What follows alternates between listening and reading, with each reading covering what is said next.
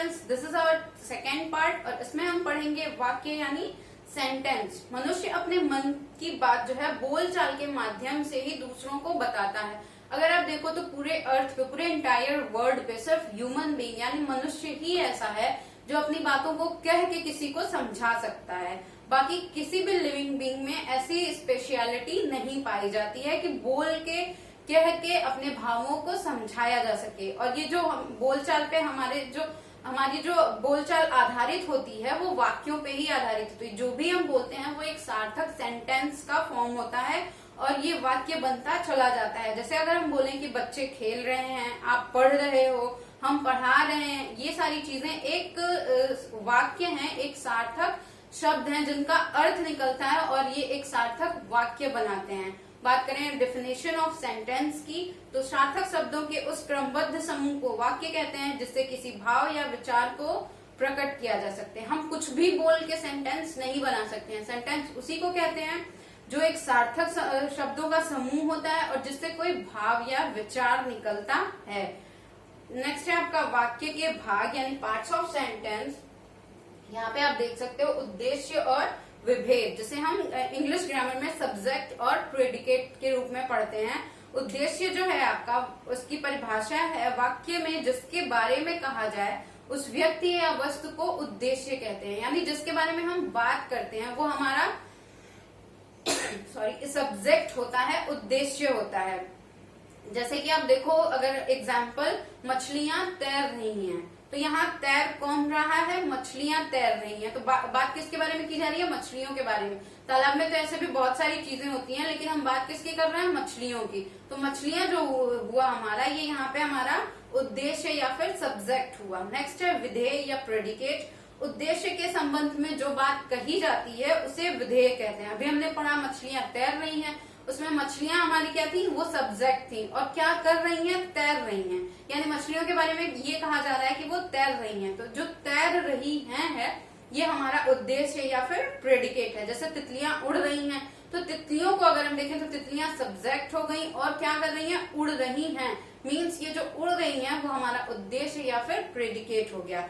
Next है आपका वाक्य के प्रकार। अभी जो हमने पढ़ा ये पार्ट्स ऑफ सेंटेंस था, यानी सेंटेंस अगर हम लिख रहे हैं, ये जो हम कोई भी सेंटेंस अगर हम लिख रहे हैं तो इसमें पार्ट कितने हैं। अब हम बात करेंगे भाग की, प्रकार की, जो कि काइंड्स ऑफ सेंटेंस वो कितने प्रकार के होते हैं। तो ये 3 प्रकार के होते हैं, साधारण वाक्य यानी सिंपल सेंटेंस, संयुक्त वाक्य यानी कंपाउंड सेंटेंस और नेक्स्ट है आपका मिश्र वाक्य यानी कॉम्प्लेक्स सेंटेंस। साधारण वाक्य जिस वाक्य में केवल एक ही कर्ता और एक ही क्रिया होती है उसे साधारण वाक्य कहते हैं। जैसे पानी बरस रहा है, इसमें एक ही कर्ता है, पानी बरस रहा है। नेक्स्ट है आपका बच्चे मैदान में खेल रहे हैं, कबूतर आसमान में उड़ता है। ये सारी चीजें जो भी है, ये वाक्य जो भी हैं, जो भी एग्जाम्पल है, इसमें एक ही कर्ता है और एक ही क्रिया है।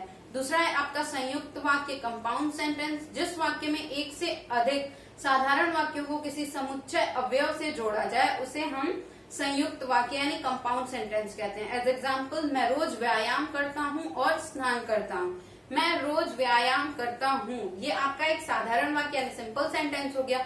लेकिन जब हमने उसे और से जोड़ दिया और अगर लगा दिया या फिर या, लेकिन, और, किंतु, परंतु, जितने भी आपके समुच्चय बोधक शब्द होते हैं, समुच्चय बोधक अवयव होते हैं, उनसे अगर हमने शब्दों को जोड़ दिया तो वो हमारे संयुक्त वाक्य हो जाते हैं। जब मैं रोज व्यायाम करता हूँ, ये तो आपका सिंपल सेंटेंस हो गया। लेकिन और स्नान करता हूँ, तो ये जो आपका और स्नान करता हूँ इसमें जुड़ा है, ये आपके सेंटेंस को संयुक्त सेंटेंस बना देता है। ठीक है।